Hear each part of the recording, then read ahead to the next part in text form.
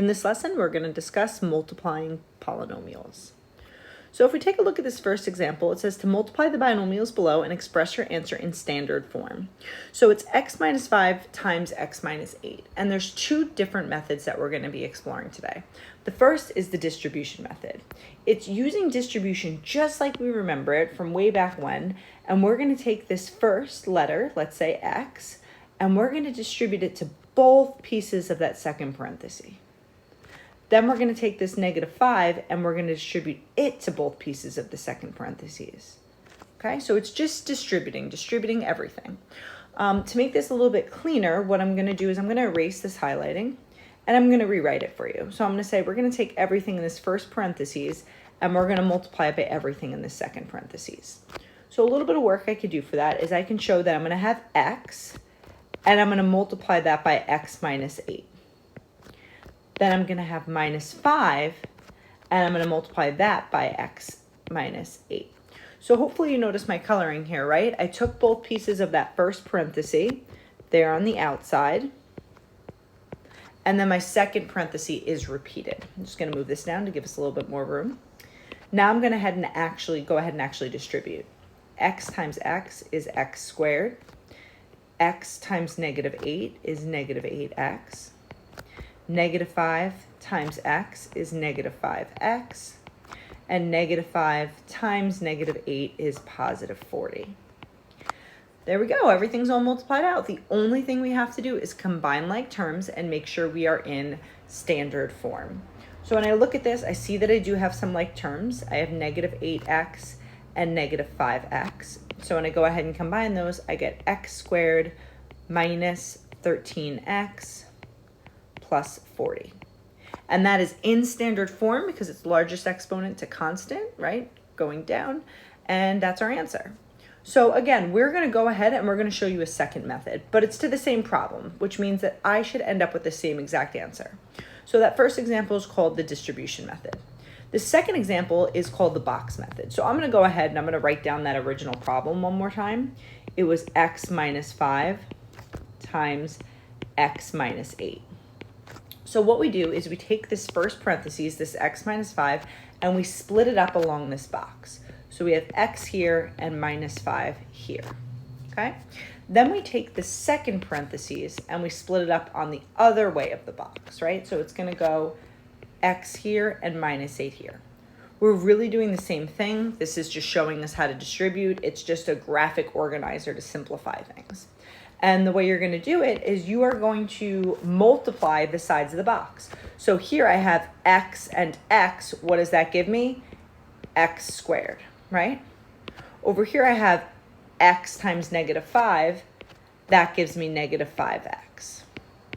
Okay, and you're going to follow that same logic. I have x times -8. That's going to give me -8x. And my last box is just -8 times -5, which is a +40. Now, the nice thing about the box method is these diagonal pieces will always be like terms, right? So that's helping us to combine right away. What is -8 and -5? -13. So you can combine right away. I tend to like to write it out, so I'll still write x squared minus 5x minus 8x plus 40, but I still need to recognize again that these are my like terms. And when I combine them, I get x squared minus 13x plus 40. So if I take a look for both methods, I got the same answer. It's just a matter of whichever method you prefer, the distribution method or the box method. So we're going to go ahead and do some more examples. And you can choose. You don't have to do both. You pick whichever method you feel more comfortable with, and you follow that through. So let's take a look at number 1 here. At this point, I want you to pause the video and give number 1 a try. Okay, so for this one, I am going to do it in both forms or both methods just because we're still practicing. So I'm going to say distribution over here. And for distribution, I'm going to take this first parentheses, put it in blue. I'm going to take this second parentheses, put it in pink. So my first one is x and plus 4, right? So I'm breaking up that first parentheses. And I'm just rewriting that second one because it's going to be distributed. or everything's going to be distributed to it, I should say. So again, my first parentheses is broken up into those two pieces, one over here and one over here. And my second parentheses is just written twice, okay? Now we're going to go ahead and multiply. What is x times x? This is x squared. What is x times -4? -4x.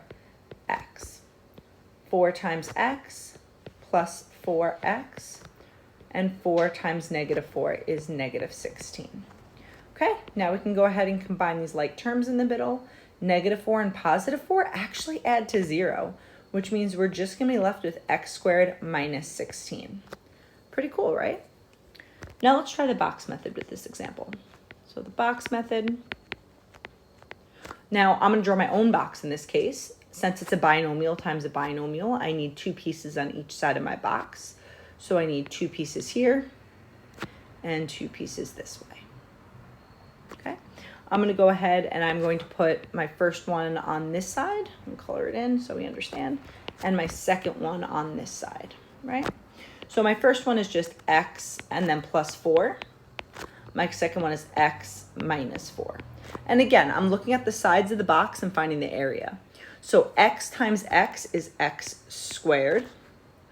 X times +4 is +4x. X times -4 is -4x. And +4 times -4 is -16. Now, if I know that I have like terms here, right? So I can combine them right away, or I can write it out. I'm going to choose to write it out. X squared plus 4x minus 4x minus 16. And again, I recognize that these are like terms. They add to 0. So this is going to be x squared minus 16.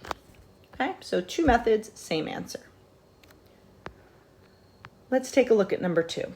If you haven't already, please pause the video and give number 2 a chance. Okay, now that we're coming back to number 2, I just want to remind you that to square an expression means to multiply it by itself. So what that means is another way to write this is x plus 5 times x plus 5. So I'm going to go back and forth using my different methods here. In this case, I'm going to choose to use the box method. So I'm going to create a box. And if you don't like the box method, do the distribution method. We should still get the same answer in the end. And I am going to do this one first. And I'm going to go ahead and put that on this side. And then this one down here, over here. Okay, so x plus 5, x plus 5, and I have x times x is x squared, 5 times x is 5x, 5 times x is 5x, and 5 times 5 is 25. So again, I see that I have these like terms, but I'm going to write it all out. So x squared plus 5x plus 5x plus 25. And if I add these two together, I end up with x squared plus 10x plus 25. Okay, great. So let's take a look at number 3. If you haven't done so already, please pause the video and give number 3 a shot. Don't let the fact that there's a trinomial scare you. Okay, for this one, I'm going to choose to do the distribution method, just because I did the box method on the last one, but it really doesn't matter which method you choose. So for the distribution method, yes, I'm going to choose to break up this parentheses, which means that I'm going to have an n here and a plus 3 over here. Okay, so I'm breaking it up into 2 pieces. And that means that the second parentheses, I'm going to be writing twice. So I'm going to be writing it over here, 2n squared minus 4n plus 1.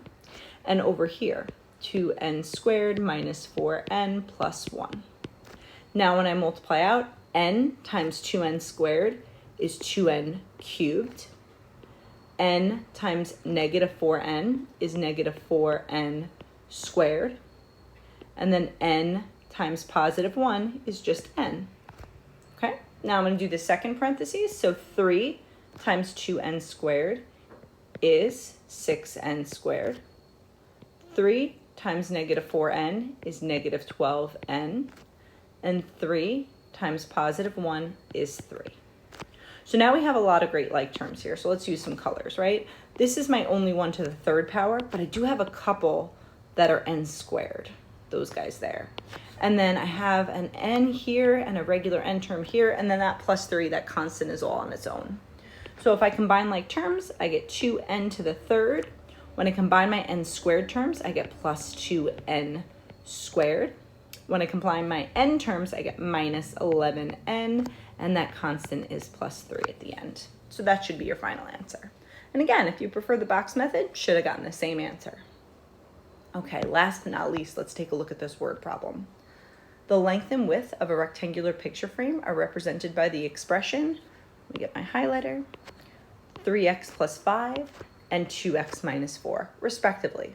Determine an expression for the area of the rectangle, right?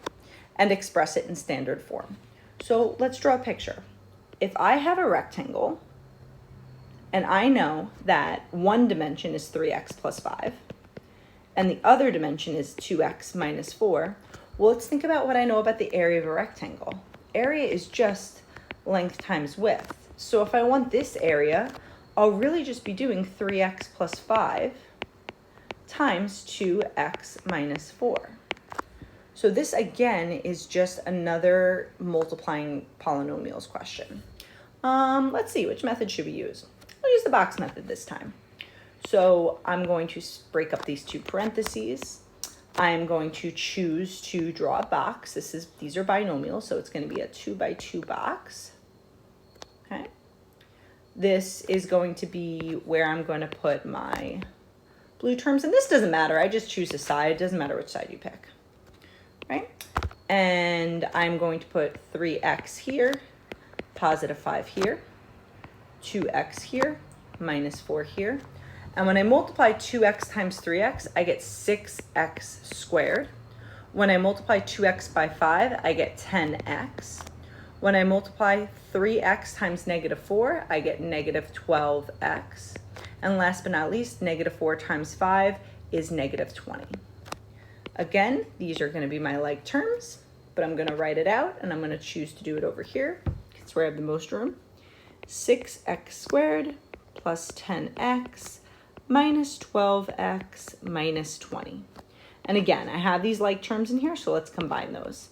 6x squared minus 2x minus 20, and that is my final answer.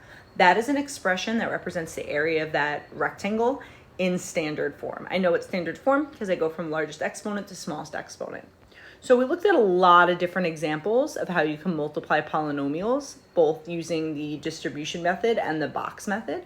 So just a reminder that these expressions are all equivalent. You can pick whatever method thinks works best for you, and it doesn't matter. And this is actually a skill that we use quite often and in all of the math classes, even beyond Algebra 1. As always, if you have any questions, don't hesitate to reach out.